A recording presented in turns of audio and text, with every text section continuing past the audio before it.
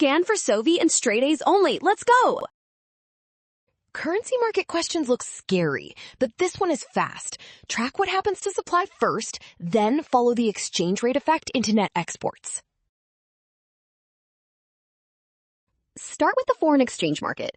If the supply of Truca's currency decreases, that currency becomes scarcer, so its price rises, which means Truca's currency appreciates. Nice! That is the first half.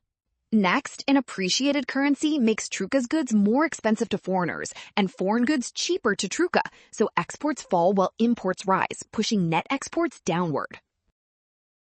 So tie it together. Lower currency supply causes appreciation, and appreciation reduces net exports, which matches option C. Quick check, both directions fit perfectly.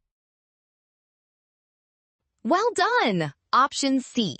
Scan now, watch signs, and avoid rush. Trust given information and check steps so appreciation links correctly to lower net exports.